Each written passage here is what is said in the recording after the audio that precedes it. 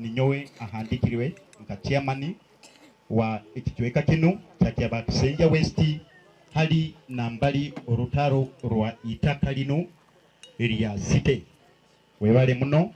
22 around 22nd April is when we as residents in this village experienced a team of policemen who came in this area with tear gas with a view of surveying our pieces of land. We discovered this when we applied to the district land board. It's when we realized that our land was applied by somebody named Agwabiencha. His application read 20 hectares, but the deed print was reading 47.78 hectares. We petitioned the district land board, who took due diligence with the area land committee. Everything has been done. They have rectified everything to the level that they have even cancelled the deed print.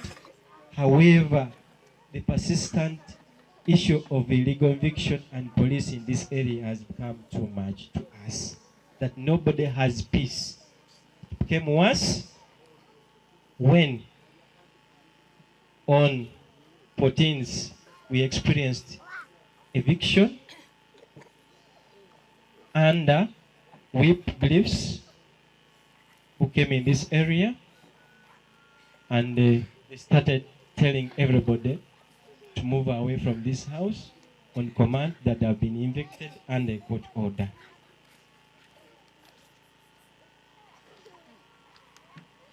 In trying to inquire, we realized we are not even party to this case.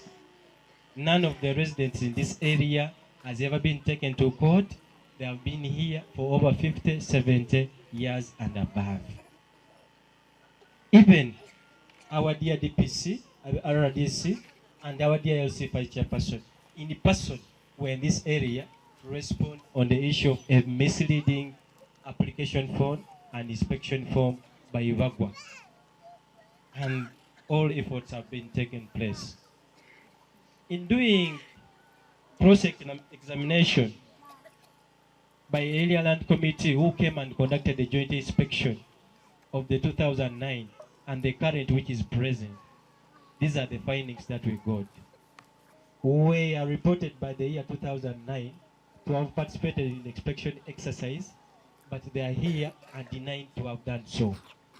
And we request that the humble time be given them at least a word. There is a mzee called Galimakadeo. Ni pasawa sister mwemeleo katito. Mzee called Galimakadeo. He was also reported in that application form which is behind there on your table, on the participants who are present, that he participated in that during the inspection exercise, but is here and gave us a personal statement which is on record and is here present. We have one called Kiza Nyansio, who was a former chairperson by the year 2009. Amot Kiza Nyansio is here and also denied to have never witnessed such an activity in this place. There is one called Kato Donozio, who was a late by the time the activity took place, but was represented as a participant, and his relatives there called Kato to testify that. The relatives gave us the clan meetings, they gave us the death certificate, and he had died 12 years before the exercise had taken place. So we don't know exactly why and what blame have these people done in this country to live in this place. And our prayer is, your coming is the only hope amidst the various efforts made by various stakeholders on ground, and our dear Deputy RDC. But our biggest cry is, Honorable Minister, it is evident that these people will not stay for more than a month minus seeing a police vehicle coming here to tell them to go away. People are in the garden digging, you see another one coming from another angle. So imagining what crime have people done. If there's any rebel group, government has agencies, let these people have peace. They are Ugandans, This is their piece of land. This is where they drive their livelihood. They can't go anywhere. They are poor as they are. I have been victimized as one of the persons protecting them and their rights. I stand here to stand firm. May God bless them. They are also innocent. One reason, they are poor. Two, they are not rich. Three, they are not educated, so they can manipulate and do anything. We pray that let justice prevail over this. Let justice prevail over this. These are Ugandans who also deserve life. I you in your capacity. His Excellency for the Republic of Uganda, Yoweri Kaguta Museveni. Tumutere engalo z'amaanyi. Ensonga ni eno.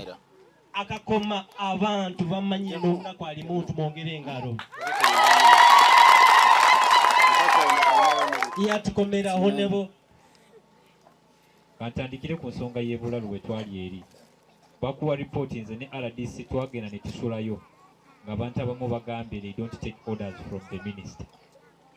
Paka we balaba nga chairman 5 ne patron wa RDC ne RDC nga zze.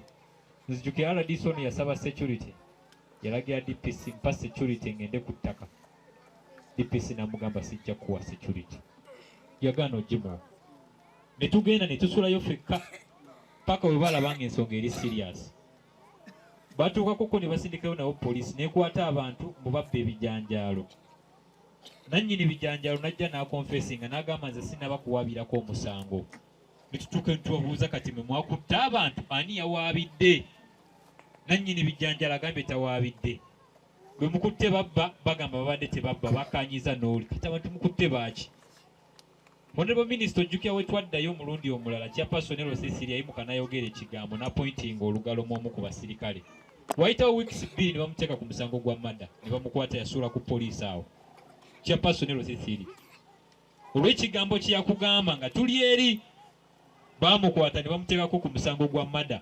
Abantu abattibwa mu 2 so nga ate myaka ena babadde batambula naye ng'asibaawo ng'abayambako ng'awaabira naye olw'okuba yavaayo n'akugamba amazima baamuteeka ku musango gwa mada. Simanyi oba nze tebagenda kufunayo omusango gwe banteekako nange naye ndowooza kadde katuuse twogera amazima. Luli yabadde ye ssaawa yonna wayinza okubeera nga yenze. Ku nsonga eno ey'ettaka lino Honorable Minister, njagala kwebaza chairperson LC1 LC2 Regional Office ng'emaze otegeera ngu n'abafu bavaayo mu ntaana ne basayininga, ng'emaze otegeera ngu n'abamu babateekako banne emikono gyabwe naye nga tebateeka ku application forms. Basisters nga bamaze forging emikono gyabwe mbu basayininga naye nga tebasayininga. District Land Board ne withdrawing a minute. Court order yajja mu District Security Committee naye nga it didn't indicate how big the land was. Oli gye yali asabye bamuwe bagobemu abantu bonna nga teraze naani gwe bagenda okuwa ettaka. As the District Security Committee ndi member nali mu mweyo meeting ne bamembers bannange wano baalimu. Twagaana okuwa minute because we tuwa minute kiba kirina kujjawo minister. Twagaana n'okisindikeewo ne tugamba bano bakizzeeyo mu kooti gye baakijje. We were so surprised ng'wayitawo ennaku ntono nnyo kabanga lya poliisi yali wano ng'ekuba abantu emiggo ne tiyagasi.